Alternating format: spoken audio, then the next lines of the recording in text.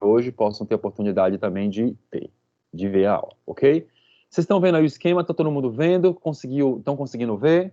Olhem aí para mim se está todo mundo conseguindo ver o esquema. Diga aí um sim ou não, ok? Joga no chat aí que a gente vai poder ver, ok? Tá todo mundo vendo? Sim, É. né? Ok. Então, vamos começar aqui. Eu não sei se vocês recordam, na semana retrasada, nós estudamos o ciclo de Krebs.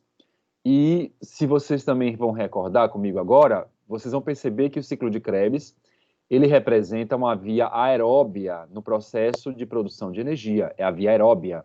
O que quer dizer isso, professor? Quer dizer que a via aeróbia é um processo em que as células elas produzem energia na presença de oxigênio.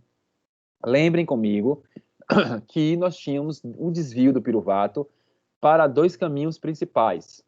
O primeiro caminho, o piruvato era desviado para as vias anaeróbias ou em condições de hipóxia, é o que acontece com o tecido humano, na qual o piruvato fazia o passo fermentativo, ou propriamente dizendo a fermentação.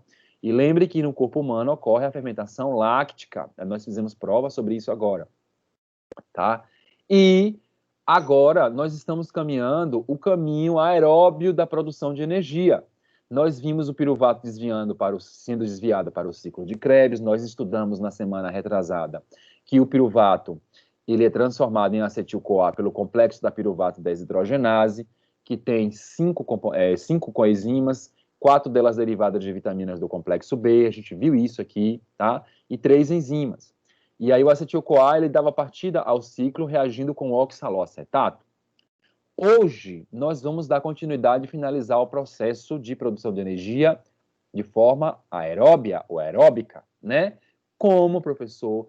Através da fosforilação oxidativa, que é o passo final na qual ocorre o que? A síntese da molécula de ATP. Lembre que nós estudamos no ciclo de Krebs que o ciclo de Krebs, o objetivo dele não é gerar o ATP. O objetivo do ciclo, na verdade, era coletar os elétrons ricos em energia. Nós discutimos isso aqui. Nós discutimos os objetivos do ciclo, que foram dois: coletar os elétrons que são ricos em energia e fornecer os intermediários para vias de biossíntese. E nós citamos muito aqui a síntese de aminoácidos não essenciais, tá? A síntese de aminoácidos não essenciais, especialmente, né? Como, por exemplo, você tem o oxalacetato sendo desviado para isso, o alfa-cetoglutarato sendo desviado para isso também, e também a produção de glicose que ocorre através do desvio do oxalacetato. Nós discutimos também isso em algumas aulas e que o nível de oxalacetato geralmente ele fica o quê? Baixo, porque ele é desviado para a síntese de outras moléculas que são importantes para a célula. Então, isso aqui foi o que nós vimos na semana retrasada. E hoje nós vamos dar continuidade e vamos estudar a fosforilação oxidativa, que é o ponto-chave na qual ocorre o quê? A síntese da molécula da ATP, porque o objetivo do ciclo não foi produzir ATP, como a gente acabou de discutir e ver agora. Então, é na fosforilação oxidativa, é nesse ponto aqui que você vai ter o quê? A síntese da molécula de ATP, e vai produzir bastante ATP aqui, ok? Então, esse esquema que eu coloquei para vocês aqui foi para a gente poder ter uma noção, do esquema que a gente viu há 15 dias atrás para nos situarmos, para a gente saber onde a gente está hoje. Então, nós hoje vamos estudar o último passo, que é a fosforilação oxidativa. Agora, olha que coisa interessante aqui. Depois eu vou abrir aqui para perguntas, se alguém quiser fazer alguma pergunta. Olha que coisa interessante. Tanto o ciclo de Krebs quanto a fosforilação oxidativa, eles vão ocorrer, ambos ocorrem na mitocôndria. Aí eu quero relembrar com vocês aqui a localização dos eventos. O ciclo de Krebs a gente estudou, ele vai acontecer aonde? Ele vai acontecer na matriz mitocondrial. O ciclo de Krebs, ele vai acontecer na matriz mitocondrial. E agora, a fosforilação oxidativa, ela vai ocorrer nas cristas mitocondriais, tá? A fosforilação oxidativa, ela vai ocorrer nas cristas mitocondriais. Ou seja, nessas invaginações, ó, ou em outras palavras, entre aspas, nessas protuberâncias que são desenvolvidas para dentro do espaço da mitocôndria. É aqui que vai ocorrer a fosforilação oxidativa. E a fosforilação oxidativa, ela vai depender dos elétrons que foram coletados no ciclo de Krebs. Entenderam? Então, você vai ter uma continuação do passo, porque no ciclo de Krebs você teve a coleta dos elétrons que foram armazenados temporariamente onde? No NADH e no FADH2. Nós vimos que o ciclo de Krebs foi uma máquina produtora de NADH e FADH2, tá? Então, agora, na fosforilação oxidativa, vai ocorrer a síntese da ATP a partir da energia que vem de onde? Que vem desses elétrons. E esses elétrons foram gerados de onde? No ciclo de Krebs. Então, concluindo aqui o raciocínio, percebam que, primeiro, os últimos eventos da produção de energia estão ocorrendo na mitocôndria, que foi o quê? Ciclo de Krebs e fosforilação oxidativa que a gente vai ver hoje. E a fosforilação oxidativa depende do ciclo de Krebs. Em que sentido, professor? No sentido de que os elétrons que foram coletados durante as reações oxidativas do ciclo, eles foram armazenados temporariamente no NADH e no FADH2, e isso depois é passado para a fosforilação para gerar as moléculas de ATP, tá? Para gerar as moléculas de ATP.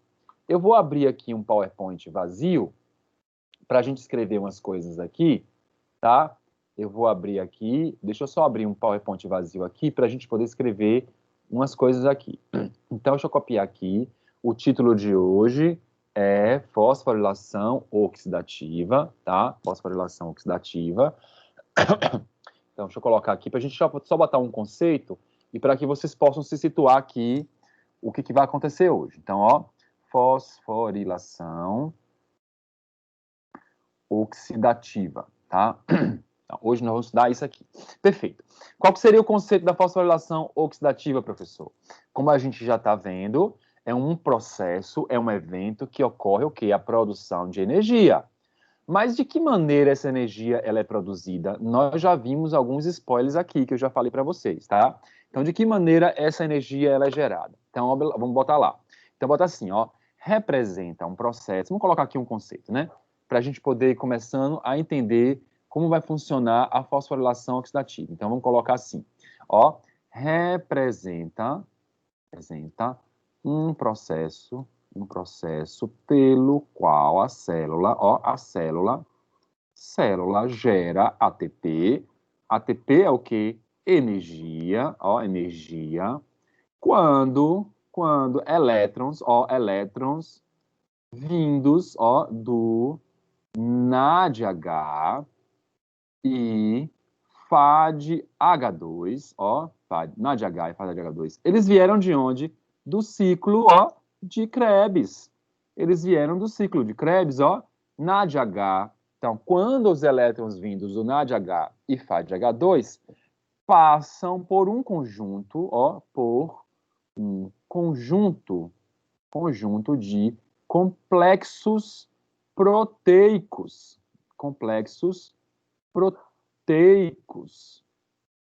Passa por um conjunto de complexos proteicos. Agora, observe aqui um ponto que eu não tinha falado antes. Para gerar o ATP, eu vou depender de quem? Do NAD e do FAD. Para gerar o ATP, eu dependo do NAD e do FAD, que veio de onde? Veio do ciclo de Krebs, tá? Então, um passo depende do outro passo. Agora, observe. Para gerar esse ATP, eu vou precisar que esses elétrons, ó, que veio de onde? Do ciclo, que estão armazenados temporariamente aonde? No NAD e no FAD, eles precisam passar por um conjunto de complexos proteicos. Agora vocês vão perguntar assim, mas professor, o que são esses complexos proteicos? Olha, os complexos proteicos são proteínas grandes, como o nome já está falando, complexo, você já imagina que é algo formado por muitas proteínas que estão unidas, formando uma unidade só, tá? E é exatamente isso. Nós vamos ter, nos complexos proteicos da fosforilação oxidativa, muitas proteínas que formam unidades que vão ser funcionais na mitocôndria, tá? E nós temos, no total, 5 diferentes complexos proteicos. É isso que eu quero colocar aqui para a gente poder entender. Então, esses complexos proteicos, a gente poderia dizer assim, vou botar aqui entre parênteses, ó. Bota assim, ó, unidades funcionais, né, formados por bota assim, ó, muitas cadeias polipeptídicas. Muitas cadeias polipeptídicas. Aí esse termo cadeias polipeptídicas não é estranho de vocês também, que vocês pegaram bioquímica geral com a professora, e vocês devem ter visto que quando a gente fala assim, cadeias polipeptídicas, estamos nos referindo a uma cadeia, provavelmente, que tenha acima de 50 aminoácidos. Porque para ser um peptídeo, os peptídeos eles estão divididos em poli e oligopeptídeos. Os oligopeptídeos são aqueles que são formados por menos de 50 aminoácidos, né? Então, é uma cadeia de aminoácidos unidas pela ligação peptídica, só que tem uma quantidade inferior a 50. Acima de 50 é chamada de polipeptídico. Então, o que nós estamos chamando de complexos proteicos são unidades que se unem, né? Unidades que se agrupam e se tornam unidades funcionais para executar a função de produção de energia. Como eu falei para vocês aqui, deixa eu só copiar aqui um quadradinho aqui para poder dar início cá, ó. Como eu falei para vocês, nós temos um total de 5 diferentes complexos. Já vão pegando o caderno de vocês para ir anotando tudo, viu? À medida que eu estou construindo aqui as informações, vocês também vão anotando no caderno para que vocês possam estar assimilando ao mesmo tempo no momento que a gente está explicando aqui. Então, nós temos 5 complexos proteicos, que nós vamos chamar eles assim, ó, usando algarismos romanos. Vou colocar assim, um embaixo do outro, ó. 2, 3, ó. Eu vou escrever umas coisas aqui. 4, 5. Eu vou dar um espaço entre o 4 e o 5, porque eu preciso explicar um negócio para vocês. Então, aqui eu tenho 5 diferentes complexos proteicos, 5 diferentes complexos proteicos. Qual a diferença de um para outro, professor? É o seguinte, os primeiros 4 complexos, ó, esse aqui, o do 1 até o 4, tá? Do 1 até o 4, deixa eu ver aqui se o negócio vai funcionar. Então, eu tenho 5 diferentes complexos, tá? Então, do 1 até o 4 é onde ocorre o quê? A passagem dos elétrons, porque tem essa divisão funcional dentro da fosforilação oxidativa, também conhecida como cadeia transportadora de elétrons, tá? Então, tem essa divisão funcional. Então, você tem primeiro aqui, o do 1 até o 4, você vai ter a passagem do elétron, botar assim, ó, passagem dos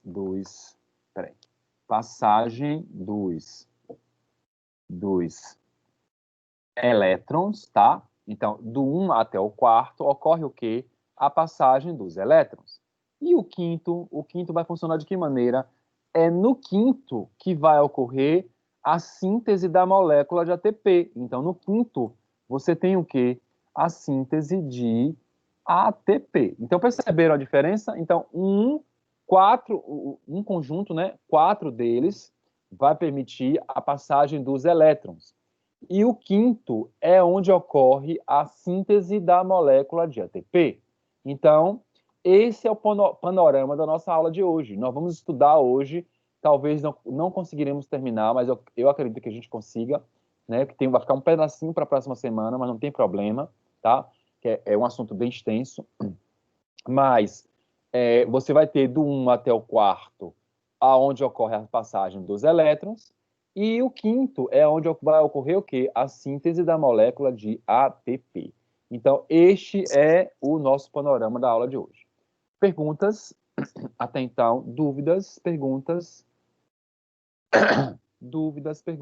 questionamentos, perguntas. Você vai falar que as moléculas complexas são essa aí do 1 ao 4, né?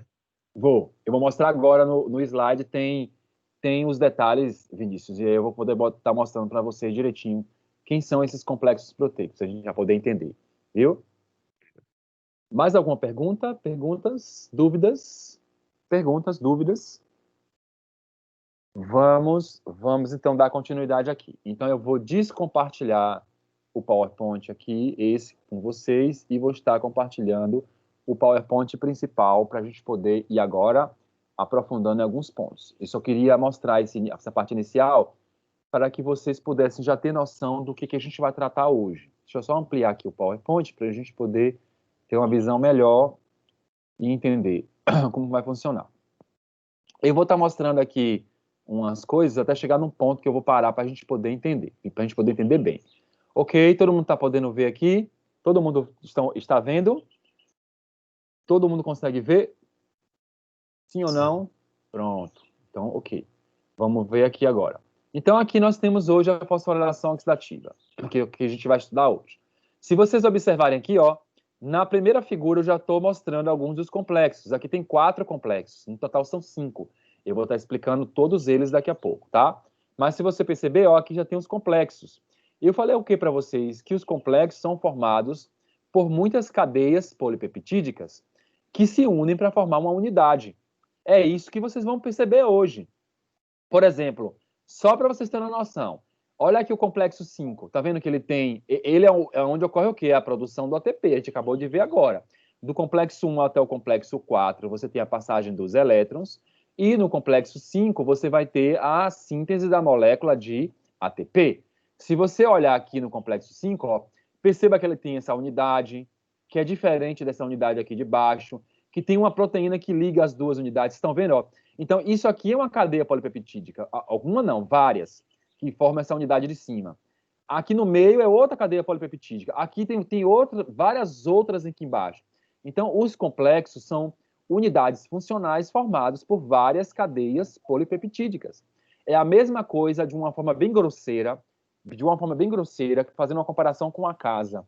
Se você pegar uma casa, a casa que a gente constrói não é só formada por tijolos. Ela tem as janelas, que é de madeira, pode ser de vidro. Ela vai ter a telha. A telha é formada por um barro que é processado para formar a telha. Então, você tem várias coisas diferentes que formam a unidade que é a casa. Vocês estão entendendo o que eu estou querendo dizer? A mesma coisa são essas proteínas. Elas são formadas por muitas coisas diferentes, daqui a pouco eu vou mostrar, além das cadeias polipeptídicas, que formam essas unidades funcionais para executar o papel da fosforilação oxidativa, que é o papel da produção de ATP. Deixa eu puxar minha canetinha aqui, porque aí eu vou riscando aqui no PowerPoint, e aí facilita a nossa compreensão, ok? Vamos lá, vou passar aqui. Bom, o conceito eu já falei, vamos passar aqui. Agora, olha aqui o que eu quero mostrar para vocês. Essa figura ela não é estranha, não, porque nós já vimos isso em aulas anteriores. Nós já falamos disso quando nós estudamos o ciclo de Krebs.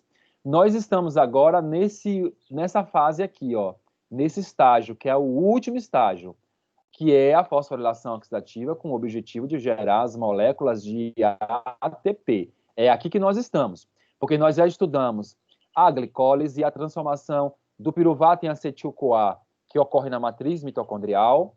Nós já estudamos o ciclo de Krebs e agora nós estamos estudando, né, hoje, a fosforilação oxidativa, que vai ser, ó, a última fase da produção de energia na presença de oxigênio, tá? Então, hoje nós estamos aqui. Então, isso aqui também não é nada de diferente, porque nós já vimos isso em aulas anteriores. E olha a dependência do processo. A fosforilação, ela depende do NAD e do FAD. Por quê? Porque o ciclo de Krebs, se vocês perceberem bem, nós estudamos isso, fizemos prova, é o local onde ocorrem as reações oxidativas para gerar os elétrons. E esses elétrons, ó, eles vão passar para onde? Para o NAD e para o FAD. E esse NAD e FAD agora vai para a fosforilação para gerar as moléculas de ATP. Então percebam que um passo depende do outro. Para eu fazer o ciclo de Krebs, eu dependeria de quem? Do acetil-CoA, que veio de onde? Que veio da transformação do piruvato, que veio de onde? Da glicose. Já a fosforilação, ela depende de quem? Do NAD e do FAD, que veio de quem? Do ciclo. Então, se você perceber, cada estágio, cada fase, ela vai depender da fase anterior, de algum metabólito, de alguma molécula, de alguma coisa da fase anterior para que ela possa continuar, ok? Isso aqui também não é estranho, a gente vai passar aqui. Se alguém tiver pergunta aí, vocês podem estar interrompendo, viu?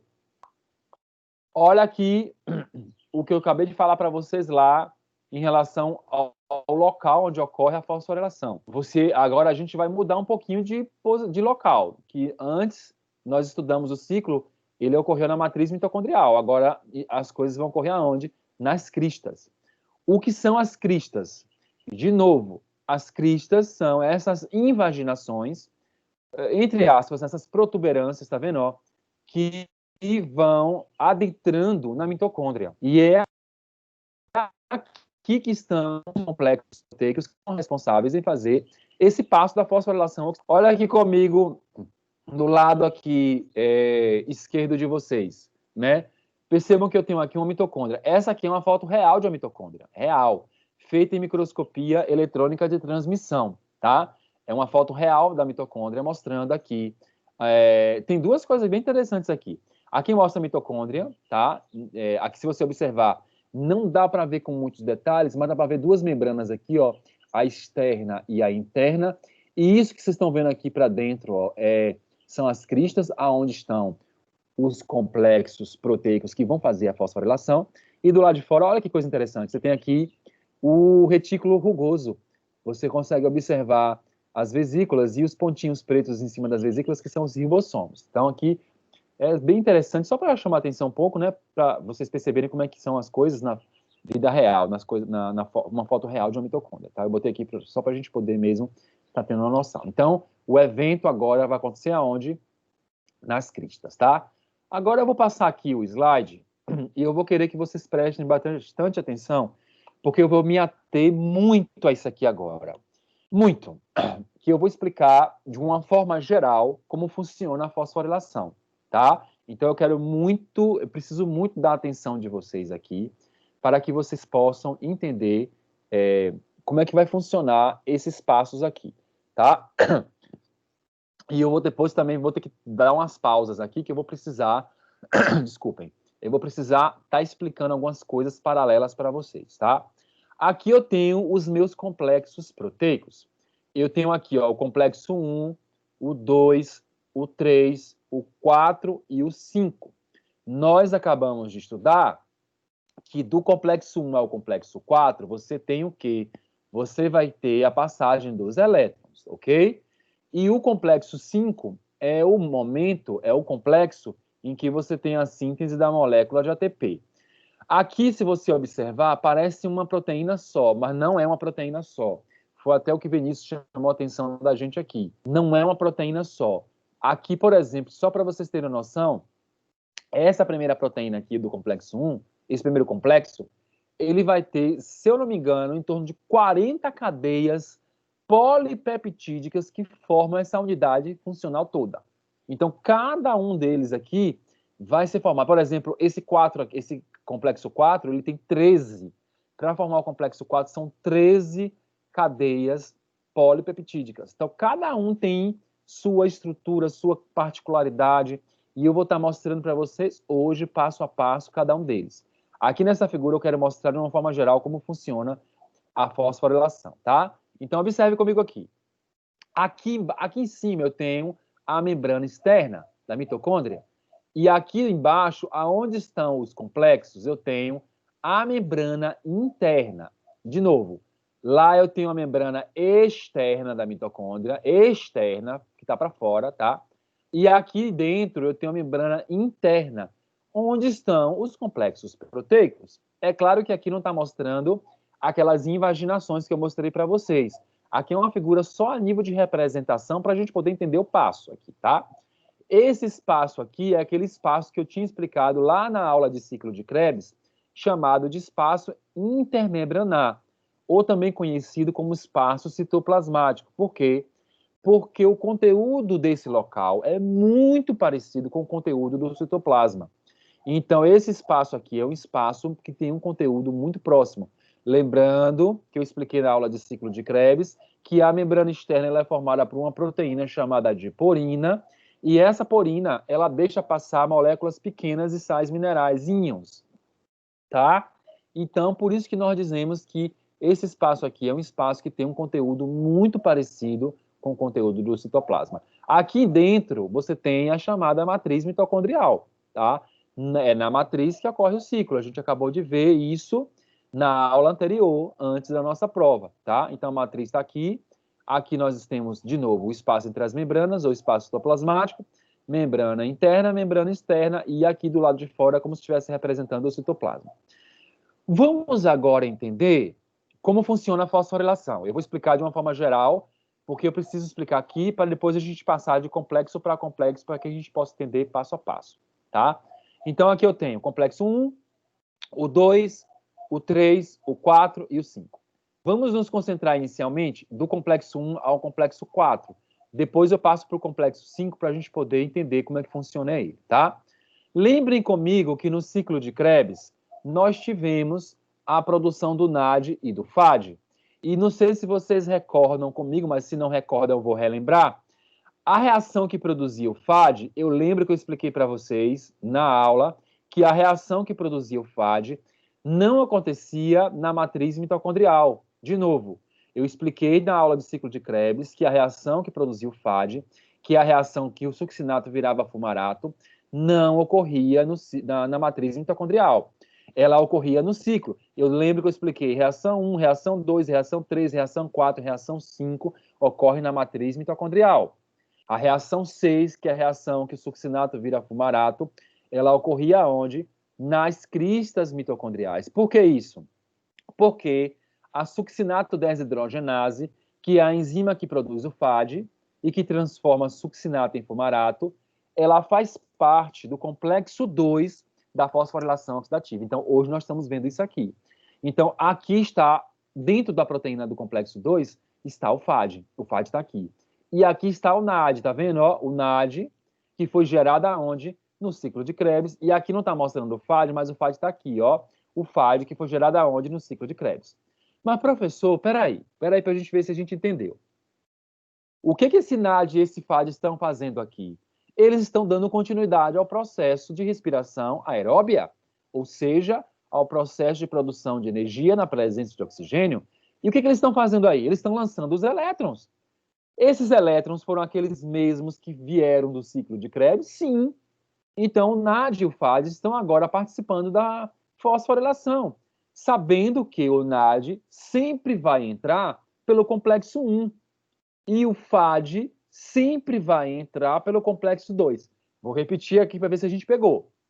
O NAD e o FAD vieram do ciclo de Krebs e eles estão com os elétrons resultantes dos processos de oxidação que ocorreram no ciclo de Krebs. E agora eles vão fazer o quê? Lançar esses elétrons nos complexos proteicos.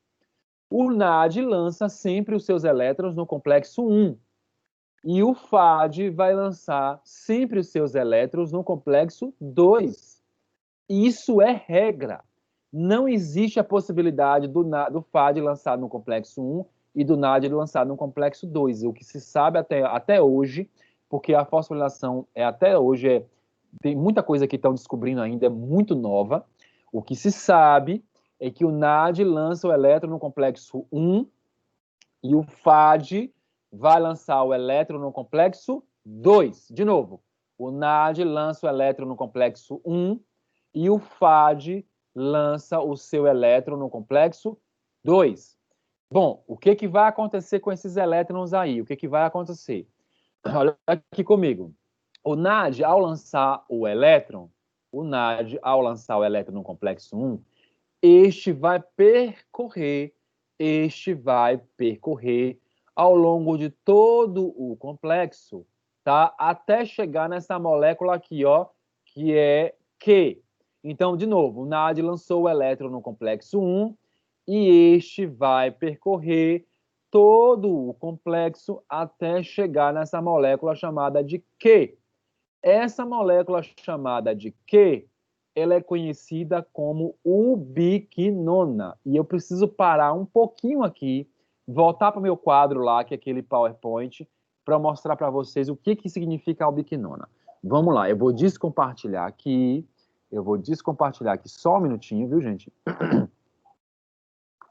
Eu vou estar descompartilhando aqui e vou voltar a compartilhar o meu quadro lá com vocês para que eu possa dar continuidade aqui, tá? Deixa eu ver aqui, acho que alguém escreveu alguma coisa para mim no chat aqui. Aqui, LA. Esses processos de ciclo de Krebs e fosforilação oxidativa ocorrem em todas as células eucariontes ou apenas em um órgão específico? Não, em todas as células, com exceção de algumas poucas, tá? Qual é a célula que não faz fosforilação? Nós já vimos aqui, que é a hemácia. Lembrem que a hemácia, ela perde a mitocôndria por um processo chamado de plasmocitose. E isso acontece porque a hemácia desenvolve uma importante função, que é transportar o oxigênio para todos os tecidos, se mantendo durante 90 a 120 dias na corrente sanguínea. Então, a hemácia é uma célula que ela não tem mitocôndria, por conta da função que ela desenvolve, né? Ela perde muitas organelas e o núcleo para acumular a hemoglobina e desencadear e desenvolver a função de transporte de oxigênio. Mas todas as outras têm mitocôndria e pode fazer fosforilação, ok? LA, todas podem fazer fosforilação. Vamos aqui, que eu vou compartilhar com vocês agora Vamos compartilhar aqui o quadro, ok? Para eu explicar essa história da ubiquinona aqui, tá? Tá todo mundo vendo aqui? Eu espero que sim. Espero que estejam todo mundo vendo aqui.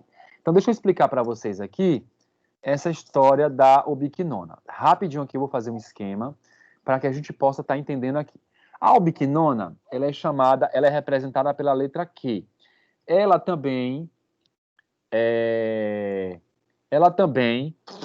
tem outras representações que eu vou mostrar para vocês agora e vai aparecer na nossa aula, então eu preciso explicar, tá ok? Deixa eu colocar o nome dela aqui rapidinho, bota aqui ubiquinona, tá? Ubiquinona, só para vocês poderem já ubiquinona, só para que vocês possam já ter noção. Ó, então preste atenção aqui comigo. A ubiquinona, ela vai passar por estágios a depender se ela tá ou não com os elétrons. Então, por exemplo, inicialmente, ali no complexo 1, ela estará oxidada. O que quer dizer a ubiquinona estar oxidada? Quer dizer, deixa eu botar aqui em maiúsculo, oxidada, quer dizer, não, eu vou escrever melhor, peraí. Oxidada. Ela quer dizer que ela está sem elétrons. E quando ela está no seu nível oxidado, seu estado oxidado, ela é representada pela letra Q. Observem aqui comigo. Quando a ubiquinona ela recebe um elétron, que vai acontecer aqui no complexo 3, eu vou mostrar para vocês, ó. Deixa eu puxar uma setinha aqui. Quando ela recebe um elétron só, ela muda de estado. Ela passa a ser chamada de semiquinona. E ela é representada assim, ó, por um ponto e um traço, tá? Deixa eu só botar isso aqui, deixa eu só botar isso para cima. Ela é representada assim. Essa representação mostra o seu estado, eu não sei se eu poderia dizer assim, mas mostra o seu estado meio reduzido, porque ela recebeu um elétron. Para ela estar 100% reduzida, ela precisa receber 2. Então, deixa eu só botar aqui, para a gente botar aqui embaixo. Então, esse estágio que ela está Q- é chamado de semiquinona. Semi dá a ideia, peraí, semi-quinona dá a ideia que ela recebeu metade da quantidade de elétrons, tá? Semi. Ok? Então, quando ela recebe um elétron, deixa eu botar aqui, ó, para ficar bem organizado aqui o nosso quadro, quando ela recebe um elétron, ó, um elétron, que é representado assim, peraí, que é representado assim, quando ela recebe um elétron, ela passa do seu estado oxidado para o seu estado de semiquinona, ok?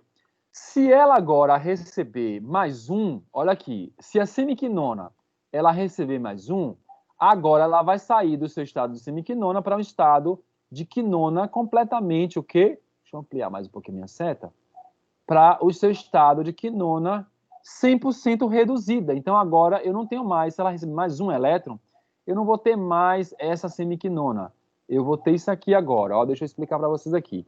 QH2, peraí, tá? Deixa eu só mudar aqui. Peraí, só um minuto aqui, peraí. Então, QH2, então ela passa para o seu estado de QH2, que agora ela está o que agora aqui? Ela está reduzida. Mas o que pode acontecer também é o seguinte, a ubiquinona oxidada, deixa eu botar aqui, reduzida. O que pode acontecer também, reduzida, o que pode acontecer é que esse estágio oxidado dela pode passar diretamente para o seu estágio reduzido, diretamente. De que maneira, professor? Se ela receber 2 elétrons de vez. Então, aqui, ó.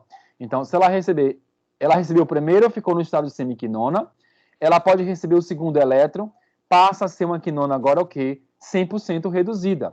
E quando ela recebe, ó, logo diretamente 2 elétrons, ó, ela agora se torna uma ubiquinona completamente o quê? Reduzida.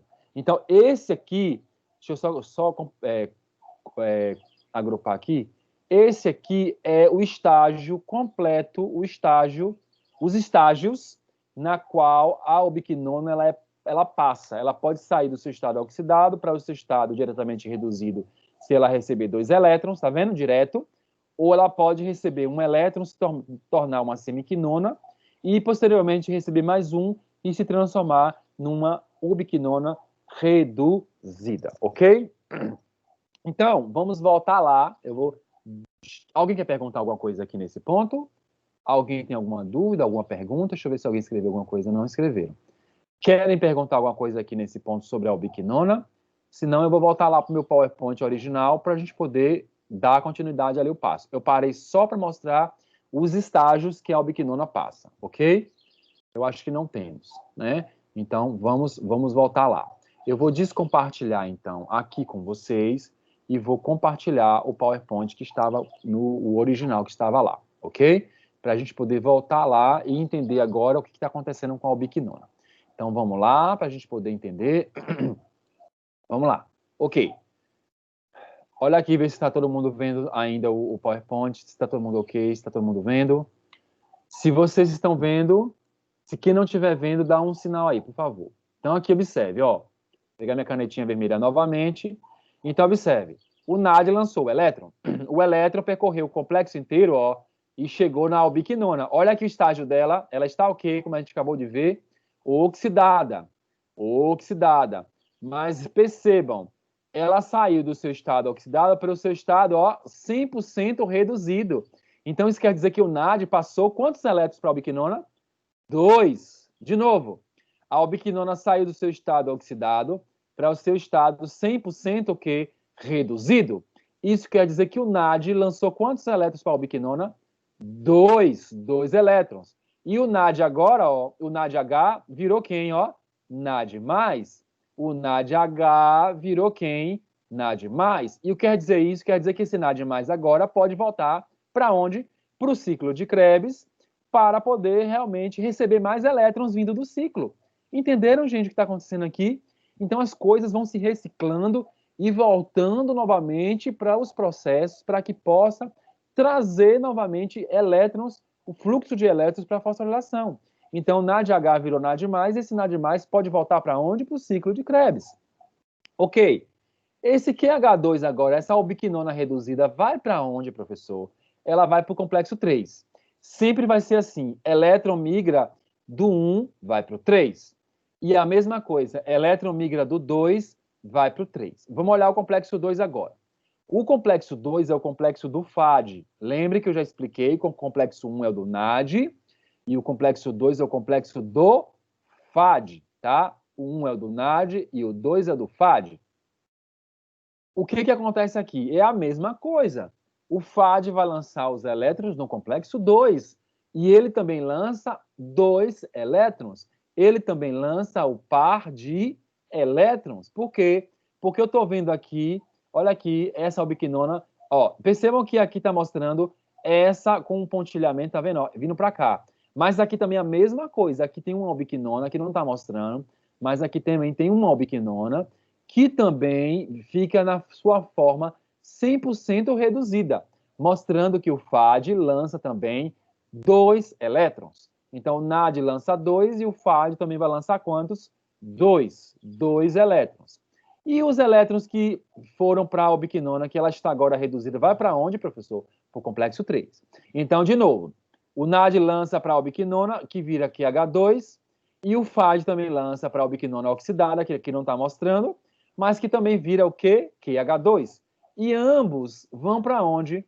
Para o complexo 3, porque é lá no complexo 3 que vai dar continuidade aos passos. Bom, os elétrons do NAD e os elétrons do FAD, agora dentro da ubiquinona, vai para o complexo Q3. O complexo 3 agora lança o elétron para o citocromo C. Esse CIT-C se chama citocromo C. O que é um citocromo, professor? O citocromo é uma proteína transferidora de elétrons. De novo, citocromo é uma proteína transferidora de elétrons. E ela recebe elétrons de quem? Elétrons que vêm da ubiquinona, que veio de onde? Que veio do complexo 2 e também que veio do complexo 1. Então, quando as ubiquinonas que saíram do complexo 1 e que saíram também do complexo 2 vão para o complexo 3, estes elétrons vão para o citocromo C, ele migra, tá vendo? Ó, ele migra através do espaço entre as membranas para o complexo 4. Vocês estão vendo? Migrou para o complexo 4. No complexo 4 agora, esse elétron encontra quem? Ó, encontra quem aqui? O oxigênio. Encontra quem? De novo, repetindo, o oxigênio. E se transforma em quê? Em água. Encontra quem? O oxigênio se transforma em quê? Em água. Quando ocorre a produção da água, você tem o ciclo finalizado da passagem dos elétrons. Perceberam que os elétrons saíram do complexo 1 ou do complexo 2 e foram para o 3 e para o 4? Perceberam que no final dessa passagem, quem é que fica com os elétrons? O oxigênio, e ele se transforma em molécula de água. Aí a pergunta é, de onde é que vem esse oxigênio? De onde é que ele vem? Desculpem, gente. De onde é que ele vem? De onde é que o oxigênio vem? Ele vai vir da inspiração, dos pulmões. Então, todo o oxigênio, quase todo, estou sendo muito restritivo, quase todo o oxigênio que você inspira, ele vai para as suas mitocôndrias. Por quê? Porque ela vai ser usada na fosforilação oxidativa no processo de passagem dos elétrons pelo complexo 1 até o complexo 4. Professor, e o processo acabou? Ainda não. Aqui eu expliquei para vocês a passagem do elétron. O que vai acontecer agora? Vamos dar continuidade. Até o momento, alguém quer perguntar alguma coisa? Ou eu posso dar continuidade? Deixa eu ver aqui se alguém quer perguntar alguma coisa. Deixa eu ver se alguém escreveu aqui no chat. Pronto. Alguém quer perguntar alguma coisa até o momento? Até o momento querem perguntar? Acho que não, né? Posso prosseguir? Pronto, posso prosseguir. Então, vamos lá. Então, o passo ainda não fechou. O que vai acontecer aqui? Percebam, uma coisa que eu não mostrei de propósito para que a gente pudesse chegar nesse ponto aqui. Perceberam que, à medida que o elétron passa, olha aqui comigo, prótons ou hidrogênios vão sendo bombeados, olha, prótons ou hidrogênios vão sendo liberados, mas liberados de onde, professor? Liberados da matriz mitocondrial para o espaço entre a membrana. De novo, vocês estão percebendo que à medida que o elétron passa de complexo para complexo, você vai ter a liberação de prótons, de hidrogênios, da matriz mitocondrial para o espaço entre a membrana. Olha aqui, o complexo 1 migrou, complexo 3 migrou e o complexo 4 também migrou. Vocês estão percebendo? Então, é isso aqui que vai desencadear o resto do processo. Não pense que vai vir somente uma molécula de NAD e FAD. Vão vir muitas delas, que elas vão chegando do ciclo de Krebs. Então, vai aumentando gradativamente o fluxo de prótons ou de hidrogênios acumulados aqui. À medida que o elétron vai passando, os prótons ou os hidrogênios vão saindo da matriz e vão se acumulando no espaço entre as membranas. Esse espaço aqui, entre as membranas, ele acumula uma quantidade absurda de prótons, de hidrogênios, e é essa quantidade grande de hidrogênios acumulada ali que vai ser a força motora, a força propulsora para gerar as moléculas de ATP. Percebam que à medida que os elétrons vão passando, A matriz mitocondrial vai se tornando negativa. Olha o sinal de negativo aqui. Olha aqui, ó.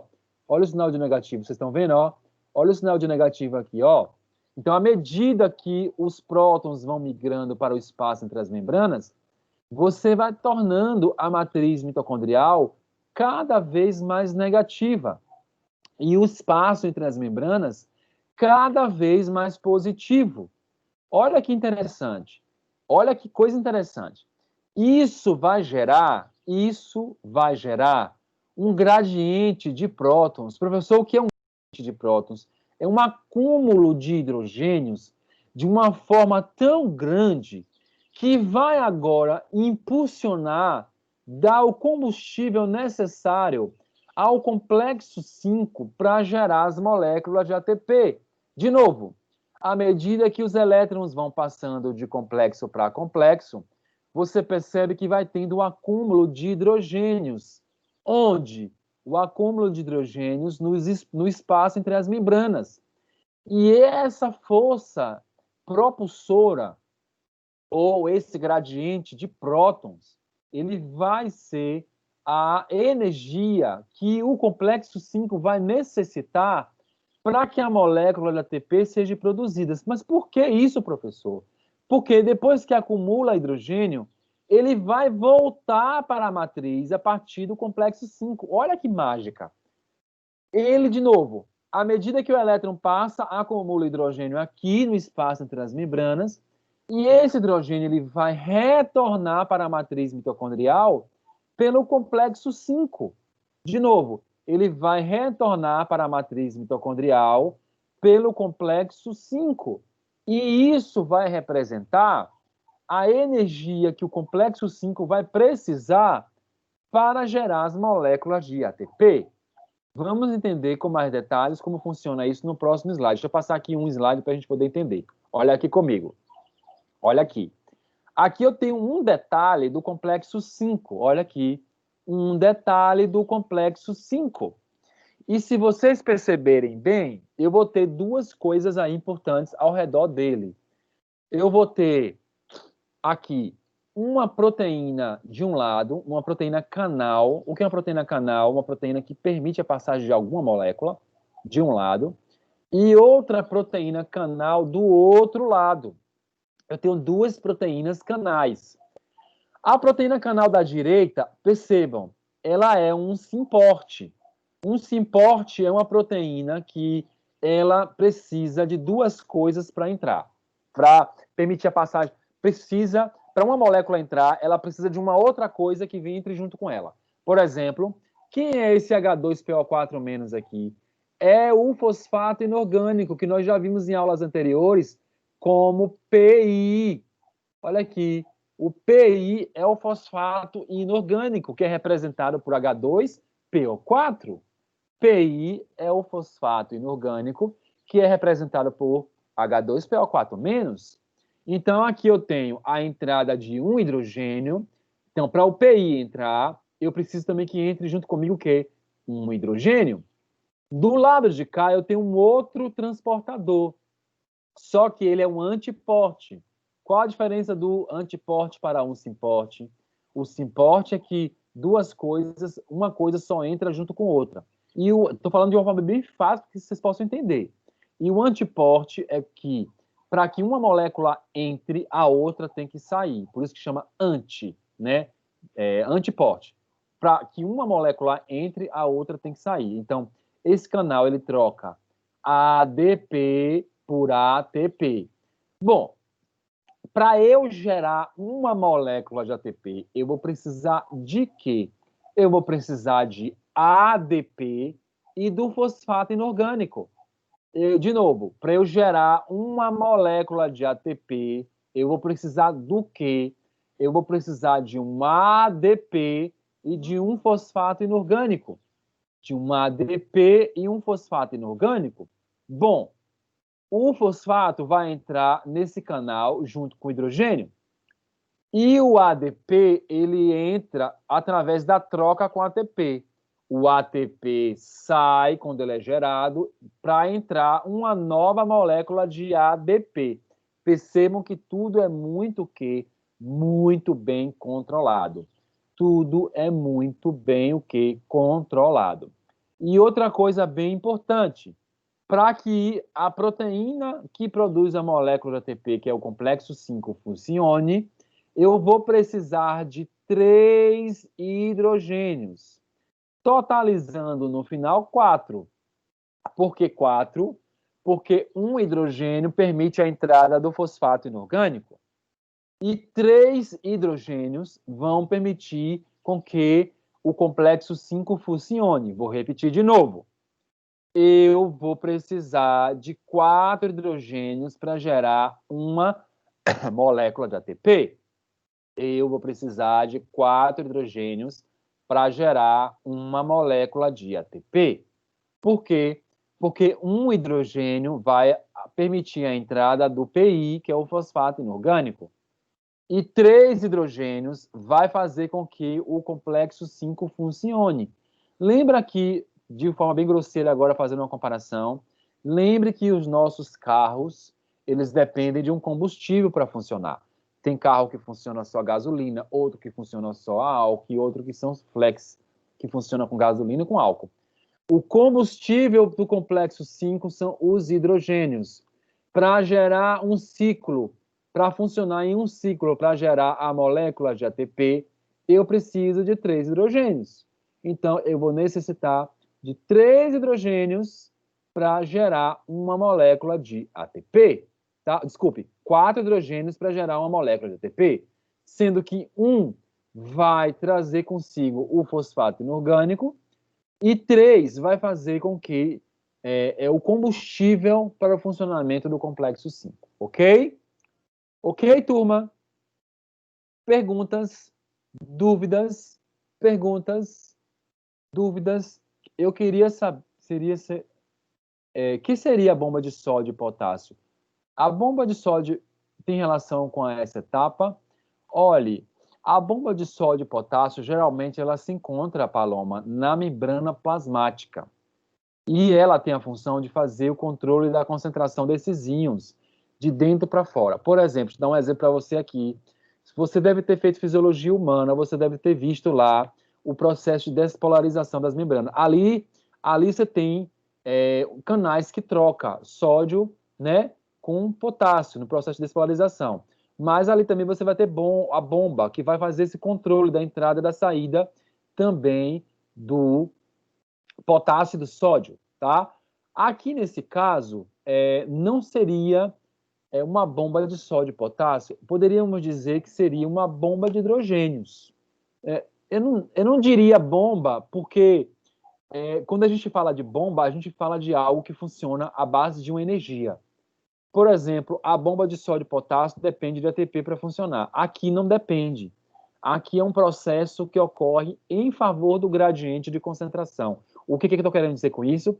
É um processo que ocorre de acordo com a concentração das substâncias envolvidas. Por exemplo, para que gere ATP, eu preciso acumular hidrogênio. Então, eu não preciso usar uma bomba para que essa bomba use energia do ATP para acumular hidrogênios. O hidrogênio automaticamente já é acumulado pela energia gerada dos elétrons. Entenderam? A energia gerada dos elétrons. Então, eu não diria bomba. A gente diria sim que seria um processo que acumula hidrogênios, que gera um gradiente de prótons, mas não seria efetivamente uma bomba, ok? Deixa eu só finalizar aqui para mostrar uma coisa para vocês aqui no slide passado, que eu passei aqui. Vocês perceberam aqui que no complexo 1 liberou 4 prótons, no complexo 3, 4, e no complexo 4, 2. De novo, no complexo 1, 4, no complexo 3, 4, e no complexo 4, 2. Vocês perceberam que a quantidade de prótons diminuiu? Isso reflete a energia do elétron. A energia gradativamente vai diminuindo. E aí, à medida que a energia vai diminuindo, a quantidade de prótons também vai o quê? Diminuindo, ok? Bom, para finalizar aqui esse raciocínio, para finalizar o raciocínio, eu vou descompartilhar também isso aqui, rapidinho aqui, vou descompartilhar e vou compartilhar novamente o meu PowerPoint e vou construir uma tabela com vocês aqui para fechar aqui a nossa aula. Eu vou construir uma tabela, fechar essa parte da aula, claro, né? Nossa aula não, fechar essa parte. Deixa eu compartilhar com vocês aqui meu PowerPoint na forma de quadro, para que a gente possa construir uma tabela aqui. Deixa eu inserir aqui essa tabela, tá? Eu vou inserir aqui essa tabela, uma tabela aqui, deixa eu ver aqui, acho que é design de tabela, para que eu possa, deixa eu ver se, acho que é desenhar. Desenhar, peraí. Não, inserir tabela, acho que é inserir. Só um minuto, gente, aqui, só que eu preciso colocar uma tabela aqui para eu mostrar uma coisa aqui para a gente finalizar. Aqui, tabela. Eu vou precisar de 5 colunas e 2 linhas. 5 colunas e 2 linhas. 1, 2, 3, 4, 5 e 2 linhas, ok? Pronto. Eu vou precisar de 2 linhas, não, vou precisar de 3 linhas. Vou só copiar aqui e colar embaixo para eu poder fazer mais uma coluna aqui. Peraí, eu vou deletar aqui. Peraí, deixa eu deletar aqui e vou puxar de novo aqui. Na verdade, eu vou precisar de 5, 2, 3, 4, 5 colunas e 3 linhas. Ok? Pronto, ok. Aí vamos escrever aqui, ó. NAD H, só para a gente poder tirar uma conclusão aqui. NAD H e FAD H2. NAD H e FAD H2, tá? Para a gente tirar uma conclusão aqui. Vou colocar assim, ó. C1 representando o complexo 1, C2, C3 e C4. Então, C1 é complexo 1, C2 é complexo 2, C3 complexo 3 e C4 complexo 4, ok? Vamos lá. Professor, o que eu estou querendo fazer? Eu estou querendo mostrar aqui uma conclusão, um passo final para a gente fechar aqui. Vocês perceberam que à medida que o elétron vai passando, você tem um bombeamento dos prótons. A gente vai contabilizar aqui agora. Nós aprendemos, né, na nossa aula que, deixa eu pegar aqui, deixa eu copiar aqui esse quadrado. Nós aprendemos na nossa aula que eu vou precisar de 4 hidrogênios, não é verdade? A gente aprendeu aqui que eu vou precisar de 4 H+, não é verdade? 4 H+, para gerar uma molécula de ATP, tá? Então, a cada 4 H+, eu tenho, né, a síntese de uma molécula de ATP. A cada 4 H+, eu tenho a síntese, ó, de uma molécula de ATP. Então, a cada 4 H+, eu tenho um ATP, ok? Vamos contabilizar agora a quantidade de hidrogênios que foi gerada aqui. Eu acho que eu vou precisar ainda de mais uma coluna. Deixa eu ver aqui se eu consigo inserir. Não vou conseguir. Inserir colunas à direita. Eu vou precisar de mais uma coluna. Tá pronto. Aqui. Vou botar aqui o total. Tá? Total. Ok? Vamos contabilizar aqui. No complexo 1, eu não sei se vocês recordam, o NAD bombeou 4H+. Eu vou mostrar depois aqui, porque aqui eu tenho que descompartilhar isso aqui para compartilhar lá. Então, no complexo 1, o NAD, ele bombeou 4H+.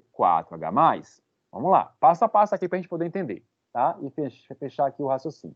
No complexo 1, o NAD bombeou 4H+. No complexo 2, o NAD não bombeou nada. No complexo 3, se vocês perceberem lá, o NAD também bombeou quantos H+? 4H+. E no complexo 4, lembrem que o elétron vai perdendo energia. No complexo 4, bombeou somente 2. Eu acabei de explicar lá. O FAD, no 1, ele não entra pelo 1. Então, ele não conta aqui. Ele entra pelo 2, mas ele não bombeia o quê? Prótons. Ele entra pelo 2, mas ele não bombeia prótons. No complexo 3, o FAD consegue bombear também quantos? 4. E no complexo 4, o FAD também bombeia 2. Bom, vamos fazer a contabilidade aqui para que a gente possa entender, tá? Então, observe aqui comigo. Aqui você vai ter, ó, eu expliquei para vocês, deixa eu ver se eu consigo botar aqui mais uma linha embaixo, mais uma linha embaixo, inserir, linha abaixo, mais uma linha. Eu não sei se vocês lembram, mas eu expliquei que aqui, ó, a cada 4 hidrogênios eu tenho quantos ATPs? Um ATP. Então, observe, ó, aqui eu tenho um ATP, ó, não é verdade? Aqui eu não tenho, eu tenho 0. Aqui eu tenho 1 de cada, então 2. Peraí.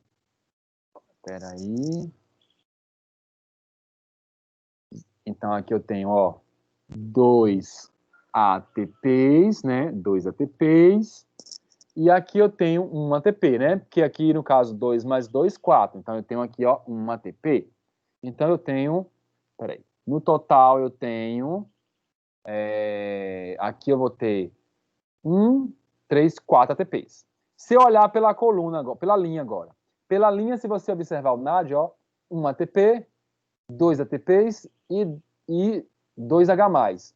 Quando tem assim 2H+, a gente diz assim, meio ATP. Então, no total aqui, eu poderia dizer que NAD é 2,5 que ATPs. NAD é 2,5 ATPs. E o FAD, 1 ATP aqui e meio aqui. O FAD tem o que, ó? 1,5 ATPs. 1,5 ATPs. Se você somar aqui, dá o mesmo valor aqui, ok? No total aqui dá 4, tá? Então, olha a conclusão que a gente está tirando aqui. Quando termina um ciclo da fosforilação, eu vou ter o NAD gerando 2,5 ATPs, porque a gente já entendeu como é que funciona isso aqui, e o FAD gerando 1,5 ATPs. Concluindo o processo, eu percebo que o NAD produz mais ATPs do que o FAD. Eu percebo que o NAD produz mais ATPs do que o quê? Do que o FAD, mostrando que o NAD ele é mais energético do que o FAD-H2, tá? Mostrando que o NAD ele é mais energético do que o FAD-H2. Então, ó, mostrando, botar aqui embaixo, conclusão. Qual que seria a conclusão? O NADH é mais energético do que o FAD-H2, ó. NADH é mais energético do que o FAD-H2, ok? Finalizando assim o nosso ciclo do processo de fosforilação oxidativa. Tá? Perguntas agora, dúvidas? Vamos ver se tem perguntas, dúvidas? Perguntas, dúvidas, perguntas, dúvidas? Perguntas, dúvidas, perguntas, questionamentos. Turma, deu para acompanhar o processo? Agora é o quê? Estudar, pegar os livros, bibliografia, deixei já o material no portal, o guia de estudo, tudo para que vocês possam estudar. Alguém quer questionar, perguntar alguma coisa? Dúvidas? Perguntas?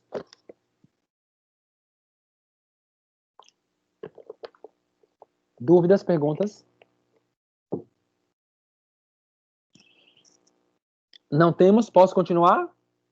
Temos ainda 40 minutos de aula, até dar um intervalo. Posso prosseguir? Sim ou não? Pronto. Vamos lá, vamos prosseguir. Vamos prosseguir aqui. Vamos prosseguir. Bom, nós já entendemos, de uma forma geral, o processo da fosforilação oxidativa. Nós já entendemos de uma forma geral. Deixa eu só compartilhar com vocês aqui de novo o PowerPoint. Eu estava compartilhando. Descompartilhar isso aqui. Nós já entendemos, de uma forma geral, o passo da fosforilação oxidativa, tá? Nós já entendemos, de uma forma geral, o passo da fosforilação oxidativa.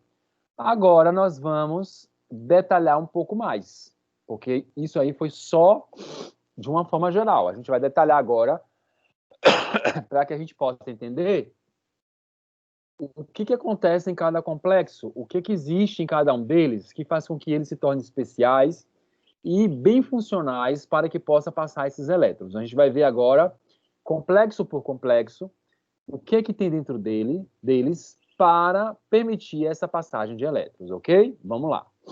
Aqui é só mais uma representação. Eu coloquei aqui os nomes dos complexos proteicos, tá?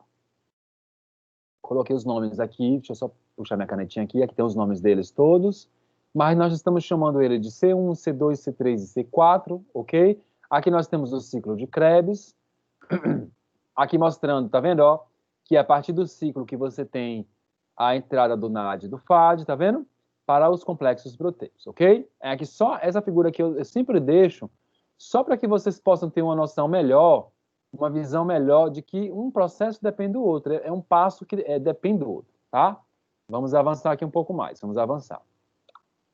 Bom, como eu falei para vocês, vamos passar de complexo para complexo e vamos entender o que tem dentro deles, para que isso possa, para que a fosforilação possa ocorrer, tá? Porque o elétron é uma unidade que tem bastante energia e ele pode danificar o complexo.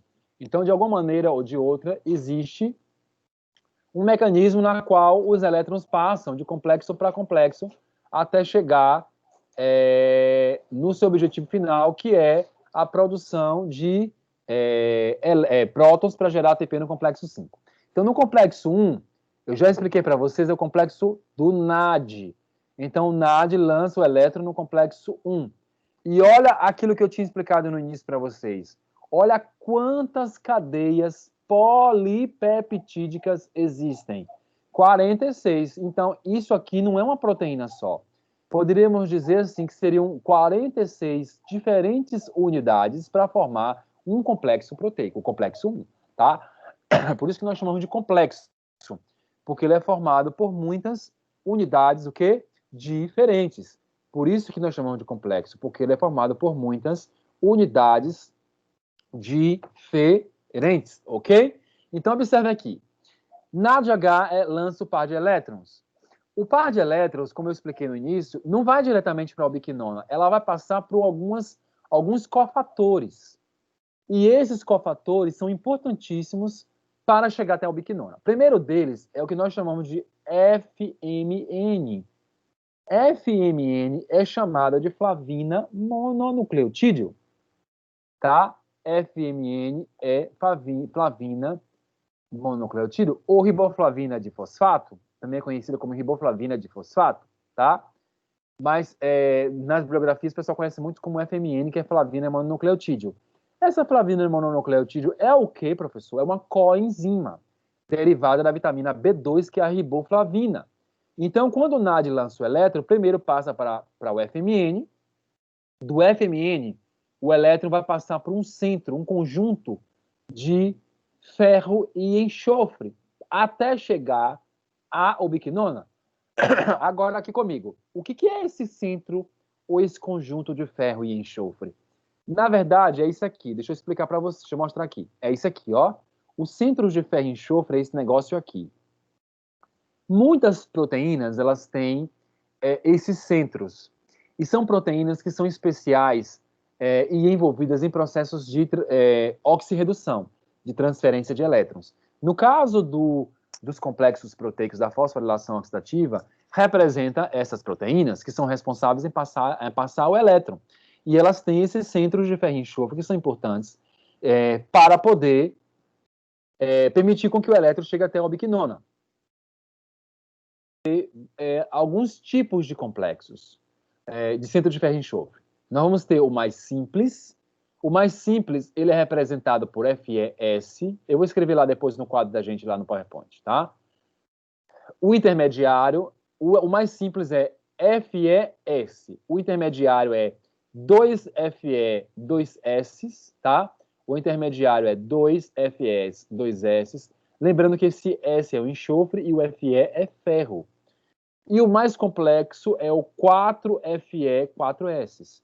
Mas por que essas proteínas têm isso, professor? Porque elas participam de processos de oxirredução. E esses centros, também chamados de aglomerados de ferro e enxofre, eles são importantes porque eles vão permitir com que o elétron siga em frente até chegar no seu objetivo final, passando por reações de oxirredução, especialmente esses átomos de ferro, que eles vão participar desses passos.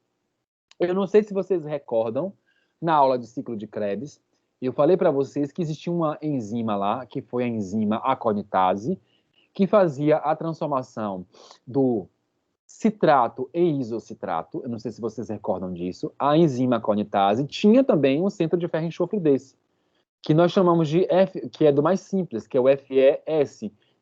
expliquei lá na aula de ciclo de Krebs, disse assim, que a conitase ela é importante porque ela participava do quê? Ela participava da homeostase das concentrações de ferro na célula, tá? Ela participava da homeostase das concentrações de ferro na célula. E aqui, o que que acontece? São proteínas também que têm ferro e enxofre, e elas participam de reações de oxirredução, tá? Vamos voltar lá. Então, ó, o NAD lança o elétron, passa para quem primeiro? Para o FMN. Depois do FMN, passa para quem? Quem é FMN? De novo, flavina mononucleotídeo, derivado da riboflavina, que é a vitamina B2, tá? O elétron do FMN passa para onde? Para os centros de ferro e enxofre, até chegar na ubiquinona. Aí nós já entendemos. A ubiquinona antes estava o quê? Ela estava aqui oxidada e agora ela está completamente o quê? Reduzida, porque ela recebeu, olha aqui quantos elétrons ela recebeu, ó. Ela recebeu dois elétrons, então agora ela está completamente o quê? Reduzida. Ela sai do seu estado 100% oxidado para o seu estado completamente reduzido. Ok, gente? Ok, turma? Então, resumindo aqui, o que acontece no complexo 1? Aliás, se eu perguntar assim, quais são os cofatores envolvidos no complexo 1? Quem são esses cofatores? Ó, o NADH, FMN e os centros de ferro e enxofre. O NADH, FMN e os centros de ferro e enxofre, tá? Esses são os cofatores, além da ubiquinona, claro, além da ubiquinona. Então, se eu perguntar assim, quais são os cofatores presentes no complexo 1 e de que maneira o elétron percorre até chegar na ubiquinona? Os cofatores são NADH, FMN, que é a flavina mononucleotídeo, centros de ferro e enxofre e ubiquinona. E o elétron, ele sai do NAD, passa pela flavina mononucleotídeo, passa pelos centros de ferro e enxofre, chega até a ubiquinona e agora da ubiquinona, que ela se reduz até QH2, vai para o complexo 3, tá? Daqui a gente já aprendeu, vai para o complexo 3. Que ocorre a passagem do elétron pelo complexo 1. É dessa maneira que ocorre a passagem do elétron pelo complexo 1. Ok? Ok, turma? Perguntas? Dúvidas? Desculpem. Perguntas? Dúvida? Eliana aqui está perguntando. Deixa eu ver o que, Eliana, o que está acontecendo aqui. Pergunte, Eliana. Pergunte.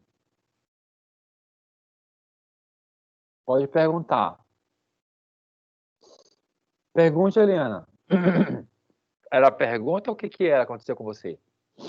Eu estou aqui com um pigarro danado. Perguntas, dúvidas? Perguntas, dúvidas? Ah, então fale aí. Não é pior não, rapaz. É melhor do que o outro, né não? Bom, eu vou continuar aqui, senão a gente atrasa, tá? Já são 9h30. Eu pelo menos preciso chegar no complexo 3, tá? Para dar o intervalo, depois a gente vê o complexo 4 e 5 e as lançadeiras depois do intervalo, ok? Vamos lá. Vamos para o complexo 2 agora. O complexo 2 é o complexo do FAD. Aqui o FAD, ó, gente. Eu expliquei para você no início. Desculpem, eu expliquei para vocês no início. É o complexo do FAD, tá? E esse complexo também, ele vai ter o centro de ferro e enxofre. Além do FAD, além do centro de ferro e enxofre, vai ter a ubiquinona também. Olha aqui a ubiquinona, tá? Vai ter a ubiquinona também, saindo na forma de QH2. Esse complexo, ele é mais simples. Ele tem algumas poucas cadeias polipeptídicas, mas ele também tem aquela enzima, succinato desidrogenase, que é a enzima do ciclo de Krebs, que transforma succinato em fumarato. É tanto que eu expliquei de novo e vou repetir a ação simples de Krebs ocorre aqui na fosforilação oxidativa. Por quê? Porque a enzima succinato desidrogenase, ela faz parte do complexo 2 da fosforilação, ok? Bom, sabendo o que tem aqui, como é que vai ocorrer, então, agora a passagem do elétron? Ó, ela vai sair do FAD, como a gente já viu, igual ao NAD, Do FAD, vai passar pelo centro de ferro e enxofre, ó, o aglomerado, que é o intermediário, tá vendo? Esse aqui, ó, 2Fe, 2S. Então, do FAD, o elétron passa pelo centro de ferro e enxofre e chega na albiquinona. E a albiquinona agora se transforma em QH. E a albiquinona agora se transforma em QH2. Sai do FAD, passa pelo centro de ferro e enxofre e chega na albiquinona, que se transforma em QH2. E percebam que esse aqui é mais simples. Ele tem um cofator a menos em relação ao complexo 1. Agora é o seguinte, esse é o complexo 2, tá? De novo, é um complexo pequeno, é o complexo do FAD, é ali onde o FAD lança o elétron. Vai ter também, além do FAD, o centro de ferro e enxofre, também chamado de aglomerado de ferro e enxofre, que recebe o elétron, passa para a albiquinona e que vira aqui H2, ok? Além de tudo isso aqui, vai ter também no complexo 2 o que nós chamamos de porfirina. Deixa eu parar para explicar o que é uma porfirina. É essa molécula aqui, ó, que vocês estão vendo, que está escrita assim, ó, MB, tá vendo? Que está aqui em vermelho. Vamos parar para a gente ver o que é uma porfirina. Uma porfirina é uma molécula aqui, belíssima, grande, bonita, tá? E que tem um átomo de ferro no centro. Vocês estão vendo? Essa mesma molécula, ela também é encontrada na nossa hemoglobina. Por quê? Porque a hemoglobina, ela ganha essa molécula e lá tem um átomo de ferro que se liga ao oxigênio para transportar ele para todos os tecidos. E nós chamamos lá de grupo M. Eu tenho certeza que vocês já ouviram falar esse termo, grupo M.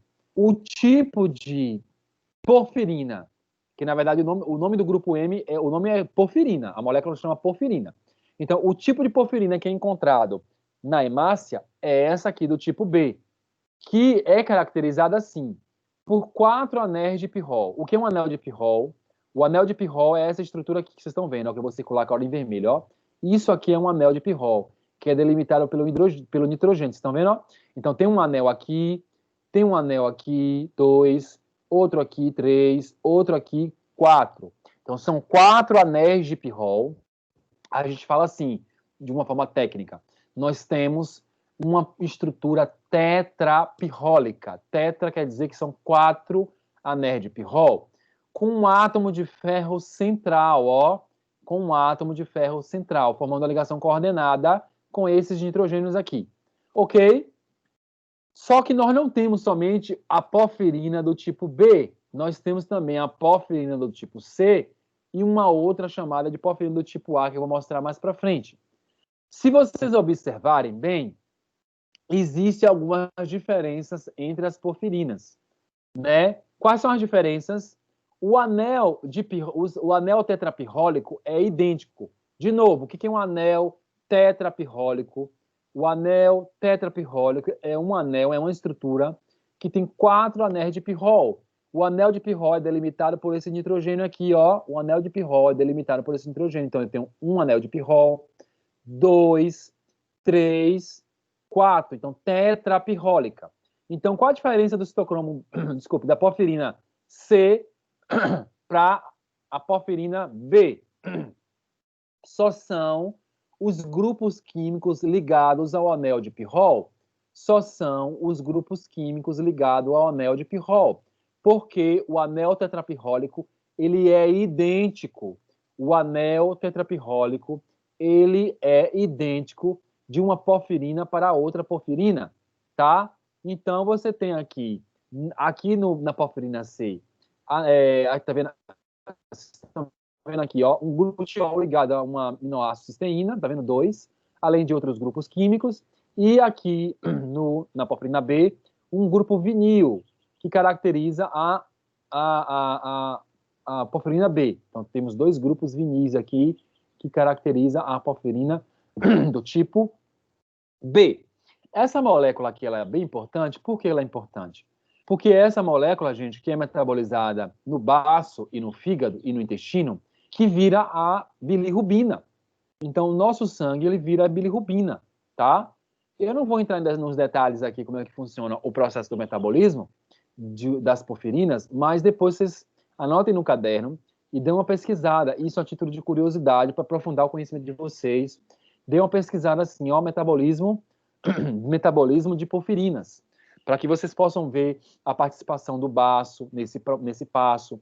Vocês vão ver que quando a porfirina ela é quebrada, o átomo de ferro é reciclado, isso aqui vira o adipirrol, né? Após ser metabolizado, vira bilirrubina, isso vai para o fígado, o fígado metaboliza isso, manda para o intestino na forma de urobilinogênio, e aí o urobilinogênio é metabolizado, que no final vira estecobilina e urobilina. Estecobilina dá a cor às fezes, né? E a urobilina dá a cor à urina. Então, quem dá a cor à urina e às fezes é o próprio sangue. E isso aqui está presente no sangue, ok? Então, quem quiser aprofundar um pouco sobre metabolismo de porfirina, vocês olham depois. Aqui não tem como a gente aprofundar aqui, que o assunto já é grande, não tem como eu parar para explicar nos detalhes isso aqui para vocês, ok? Mas a hemoglobina, que tem a porfirina do tipo B, lá no sangue, quando ela é metabolizada, ela dá origem à bilirrubina. Isso aí vocês vão aprender bastante na bioquímica clínica, ok? Vocês vão aprender na bioquímica clínica. Olha aqui comigo, vamos voltar aqui. No complexo 2 tem uma porfirina dessa. Até então, a gente não sabe exatamente qual é a função dela ali. Geralmente, essas porfirinas elas são importantes porque elas transferem elétrons, tá? As porfirinas são importantes porque elas transferem os elétrons. Mas aqui a gente não consegue entender exatamente, as biografias não trazem uma ideia de para que serve essa porfirina aqui. Aí a gente lança algumas especulações, ó. Possivelmente isso aqui pode estar aqui porque irá auxiliar no sentido de que o elétron, em vez de ele migrar para o complexo 1, ele vá para o complexo 3 diretamente, porque senão o elétron poderia ir para o complexo 1. Mas isso é só especulação, tá? Não é certeza. Nós não temos bibliografia ainda para confirmar esses dados, ok? Eita. Perguntas? Perguntas, dúvidas? Perguntas? Perguntas, dúvidas, perguntas, questionamentos? Perguntas, dúvidas, questionamentos, complementações. Temos meia hora ainda de aula para a gente finalizar os 4 complexos. Perguntas, dúvidas, perguntas, questionamentos. Posso prosseguir? Vou para o complexo 3 agora. Posso continuar? Sim ou não? Hein, turma? Sim. Vamos prosseguir. Vamos prosseguir aqui. Vamos prosseguir, então. Vamos lá. Ok. Vamos para o complexo 3, então. Bom, o complexo 3, eu vou ser bem redundante um pouco na minha fala agora, mas o complexo 3 é o complexo mais complexo de todos os complexos. Viu? Por que ele é o complexo mais complexo de todos os complexos? Porque ele possui citocromos. O complexo 3 e o complexo 4 são os dois únicos que possuem chamados citocromos. Nós já conceituamos o que é um citocromo aqui. Falamos que os citocromos são proteínas transferidoras de elétrons. De novo, falamos que os citocromos são proteínas transferidoras de elétrons. E cada citocromo vai ter o seu grupo M. O que é o grupo M? Acabamos de ver, são as porfirinas. De novo, citocromo é uma proteína transferidora de elétron. Citocromo é uma proteína transferidora de elétron. Cada citocromo vai ter seu grupo M, que é a porfirina. Vamos olhar aqui no complexo 3 para a gente poder entender. Perceba que no complexo 3 aqui em cima eu tenho o citocromo C, olha aqui. Esse quadradinho rosa que vocês estão vendo aqui é a porfirina do tipo C, do citocromo C. Isso aqui que está em azul ou em roxo, é um azul quase um roxo, né? Um azul bem escuro, quase um roxo. É o citocromo C1, que tem a porfirina do tipo C também. A porfirina, esse quadradinho aqui, ó, vermelho, tá vendo? Aqui embaixo, em verde, tá vendo? Parecendo um ímã. Em verde, curvado. Vocês estão vendo? Nós temos o citocromo B. O citocromo B tem o seu grupo M do tipo B. Então, cada citocromo tem seu respectivo grupo M. Cada citocromo tem sua respectiva porfirina. Citocromos do tipo C tem a porfirina do tipo C, ou grupo M do tipo C. Citocromo do tipo B tem a porfirina do tipo B, ou grupo M do tipo B, tá ok? Então, esse complexo 3, ele é rico no chamado citocromos. Nós temos o citocromo C, que é essa bolinha pontilhada que vocês estão vendo aqui em cima. Nós temos o citocromo C1, que é esse aqui roxo, tá? E nós temos também o citocromo B, que é esse aqui em verde. E ele está curvado. Vocês podem ver que ele está meio curvado. E esse que está em verde. Então, nós temos uma proteína, um complexo, que é rico nos chamados citocromos. Agora, a pergunta é, professor, além dos citocromos, tem o que nela? Tem um centro de ferro e enxofre. Vai ter um aglomerado ou um centro de ferro e enxofre, que eles chamam de centro de Rieske, por causa que foi descoberto por um cientista chamado de Rieske. E porque também, ao invés de ter enxofre, né, na ligação das cisteínas da proteína, tem a histidina no lugar de cisteína. A cisteína vai ter histidina. Por isso que também é chamado de centro de Rieske. Então, nós vamos ter várias cadeias polipeptídicas formando esse complexo 3. É um complexo rico em citocromos. Tem o citocromo C, que é essa bolinha pontilhada, que está no espaço entre as membranas. Tem o citocromo C1, que é esse roxo. E tem o citocromo B, que é esse verde, além do centro de ferro e enxofre, chamado de centro de Rieske, tá? Centro de Rieske porque a ligação do ferro e enxofre é coordenada por histidinas e não por cisteínas, ok? Vamos avançar aqui. Pergunta: como o elétron passa aqui, professor? Como é que ocorre a passagem do elétron pelo complexo 3? Vamos lá, entender? O processo tem um nome específico e ele é chamado de ciclo Q.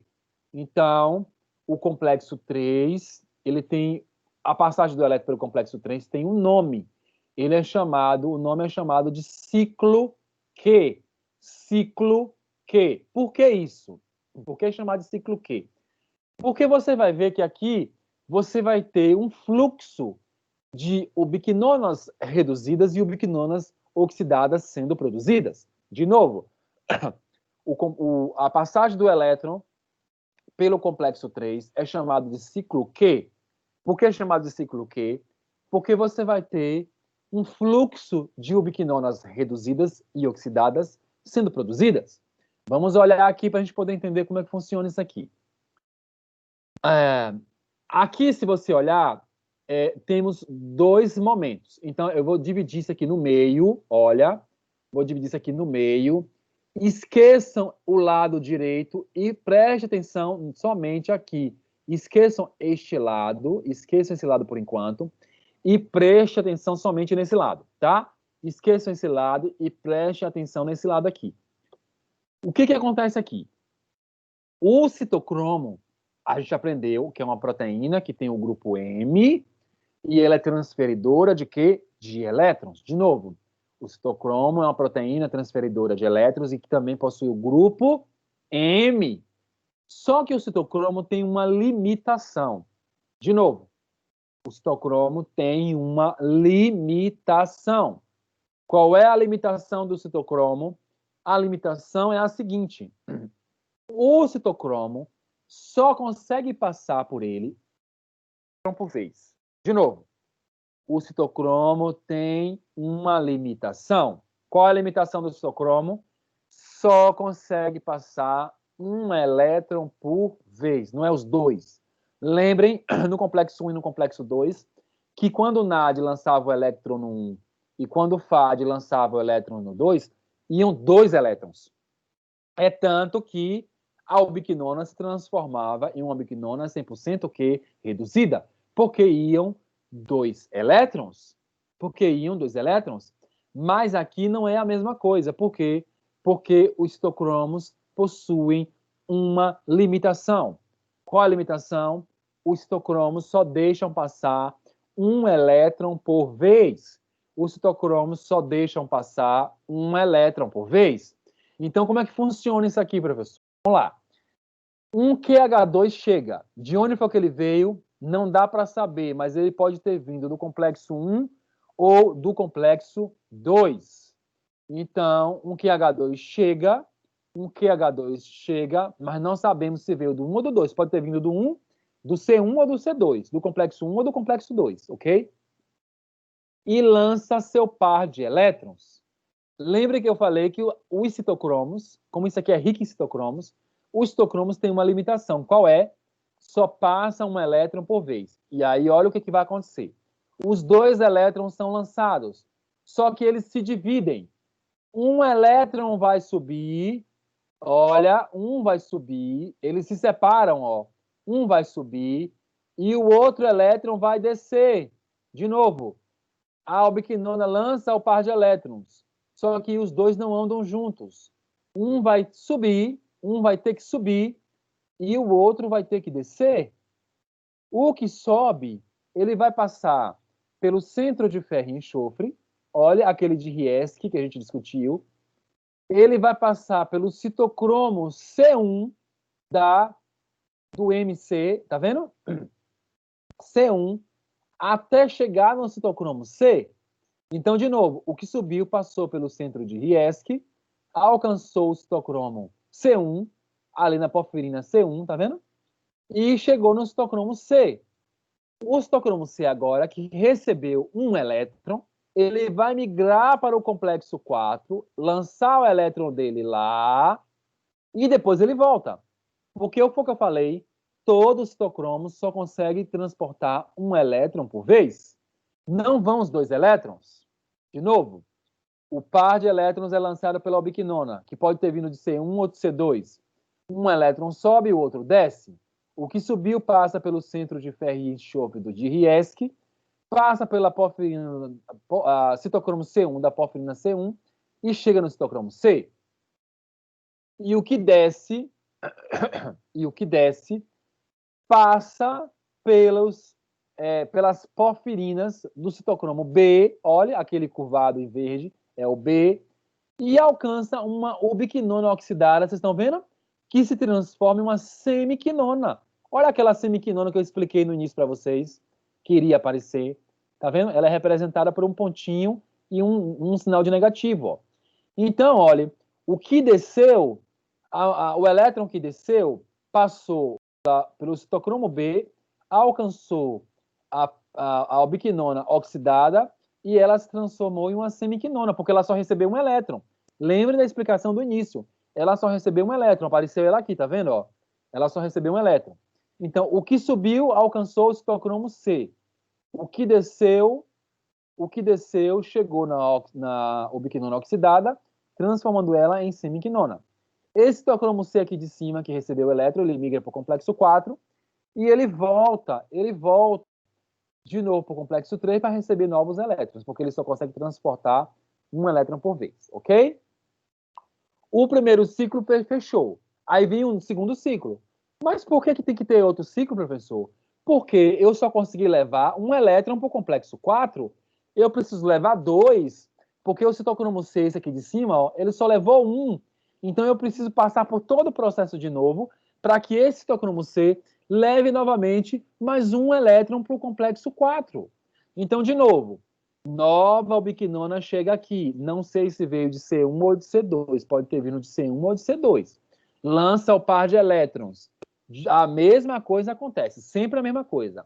Um elétron sobe e o outro vai descer.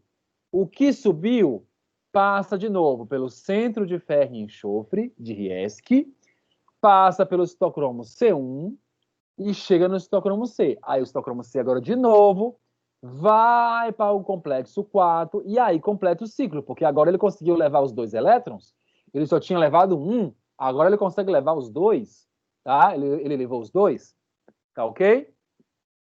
O elétron que desceu vai passar pelo citocromo B, tá? De novo, e chegar naquela molécula lá, ó, semiquinona.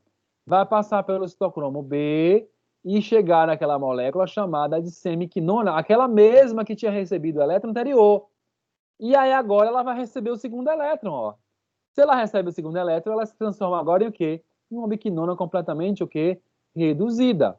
Se ela recebe o segundo elétron, agora ela se transforma em uma biquinona completamente o quê?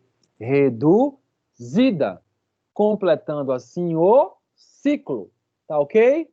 Então, no complexo 3, é necessário que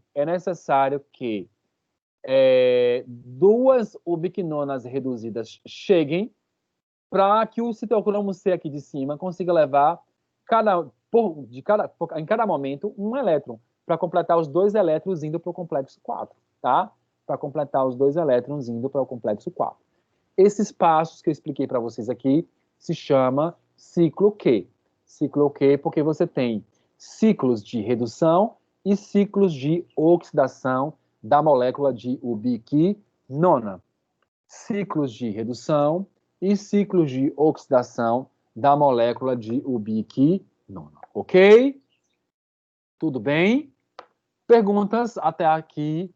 Dúvidas? Qual é a função desse citocromo? Transferir elétrons, Eliana. Então, a função dos citocromos é transferir elétrons. E esta é a principal função dos citocromos, ok? Posso avançar para o complexo 4? Vou explicar o 4. E aí a gente dá um intervalozinho para tomar um café, viu? Para a gente poder avançar. Ok, posso prosseguir para o complexo 4? Posso prosseguir para o complexo 4, turma? Sim ou não? Dúvidas? Perguntas? Dúvidas, perguntas? Perguntas?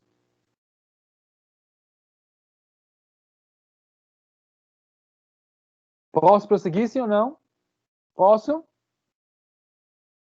Estou esperando aqui. Posso prosseguir? Posso. Ok. Vamos lá. Vamos por complexo 4, tá? Olha aqui o 4 comigo, tá vendo? O complexo 4, ele já é um pouco, ele é especial por algumas características. Observe aqui comigo um pouco. Lembra que eu mostrei no complexo 1, no C1, que ele tinha 46 cadeias polipeptídicas? Agora vocês observam, ó, que o complexo 4 tem, ó, 13 cadeias polipeptídicas, tá vendo? 13, tá vendo? Sendo que dessas 13, 3 é a própria mitocôndria que produz. As outras 10 vêm do núcleo, ok? Agora, vamos avançar aqui para a gente poder entender aqui algumas coisas interessantes.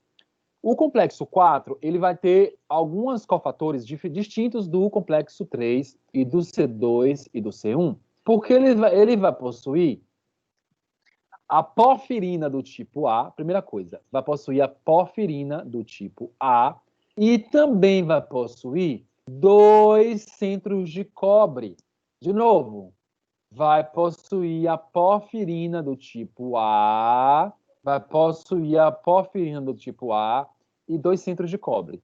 Lembra que nós explicamos que tinha ferro e enxofre? Agora aqui vai ter um ponto que vai ter o ferro e enxofre, ok? É um ponto, mas o complexo 4 ele é bem interessante porque ele tem esses 2 centros de cobre.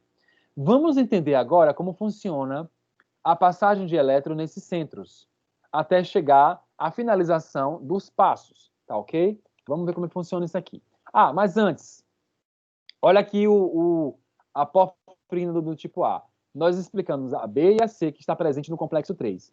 E agora nós temos a A. Perceba que o anel porfirínico, ó, os 4 anéis de pirrol, como a gente explicou, é idêntico, tá vendo? Ó? É idêntico ao B e idêntico ao C. Mas você vê que existem alguns grupos químicos que diferem o A, do B e do C. O A, no caso, tem essa cadeia, tá vendo? Alifática insaturada. Tá vendo? Aberta com duplas ligações ao redor do anel porfirínico. Isso é uma característica importante, por quê? porque isso aqui vai distinguir a porfirina A da B e da C, ok? Vamos continuar aqui. Como é que ocorre, então, professor, a passagem do elétron? Lembre que o citocromo C ele tem que migrar do complexo 3 para o complexo 4. De novo, lembrem que o citocromo C tem que migrar do complexo 3 para o complexo 4. E a gente aprendeu que o citocromo C ele transporta um elétron por vez. Nós aprendemos que o citocromo C ele transporta um elétron por vez. Olha quantos citocromos C chegaram? 4. Olha quantos elétrons chegaram? 4. Mostrando que cada momento que o citocromo C chegou, ele trouxe consigo quantos elétrons? 1. Tá? Quantos elétrons chegou? 1 elétron. Agora aqui é o seguinte. Aqui migra de 2 em 2, tá? Não é igual a como era antes, não. Desculpe. Não, de 1 em 1. É de 1 em 1. Vem um, depois vem o outro, tá ok? Vem um, depois o outro. Então, observe aqui. Não é 2 em 2, não. Me perdoe. É de 1 em 1 mesmo. Então, vamos lá. O citocromo C chega no complexo 4. O que vai acontecer aqui agora? O elétron, ó, ele vai migrar do citocromo C para onde? Para o primeiro centro de cobre. Eles dividiram os dois centros de cobre em cobre A e cobre B. Vocês estão vendo? Cobre A em cobre B. O cobre B está no citocromo A, aqui embaixo, tá vendo? O cobre B, nessa bolinha aqui, ó, nessa parte amarela. O cobre B faz parte do citocromo A. Tá? E o cobre A faz parte da segunda subunidade do complexo 4. Então, o elétron migra para o primeiro centro de cobre, depois vai passar para os centros, tá vendo, de ferro, tá vendo, da porfirina, ó, da porfirina do tipo A, até chegar onde? Até chegar no centro de cobre B, o outro centro de cobre. Quando o elétron chega aqui, quem é que chega junto com ele? Olha, o oxigênio, o O2. Este O2 é o mesmo O2 inspirado no processo de respiração. Então, é o mesmo O2 que a gente coloca para dentro dos pulmões. É o mesmo O2. E esse O2 aqui, ó, ele vai se ligar a quem? No centro de cobre B, ele vai se ligar ao elétron e produzir no final quem? Ó, a molécula de água. Ele vai se ligar ao elétron e produzir no final o quê? A molécula de água. Quando isso acontece, o ciclo finaliza. Que tipo de ciclo? O ciclo da passagem dos elétrons, ou seja, o elétron migrou do complexo 1 ou do complexo 2, se foi do NAD, veio do complexo 1, se foi do FAD, veio pelo complexo 2, passou pelo complexo 3, tá? Chegou no complexo 4, encontrou o oxigênio e produziu água, finalizando o ciclo. Lembrem que à medida que o elétron passa, como eu expliquei para vocês, ó, os prótons vão sendo liberados para o espaço entre as membranas. Olha aqui, complexo 4, 2, vamos voltar para a gente poder entender. Complexo 3, ó, 2 e 2, 4, porque foram dois momentos. Complexo 2 não envia. E complexo 1, ó, 4. E complexo 1, 4. Então, à medida que o elétron está passando de complexo para complexo, você vai ter a passagem dos prótons. E é esses prótons que vão dar agora o quê? A energia necessária para que o complexo 5 produza a molécula DATP. A energia necessária para que, no complexo 5, para que ocorra a síntese da molécula DATP. Ok, turma? Perguntas? Dúvidas? Perguntas? Dúvidas do complexo 4? Vamos dar uma pausa. Um momento, vou parar aqui a gravação para a gente tomar um café, 20 minutinhos, tá? Vou parar aqui esse primeiro momento da gravação, parar esse momento.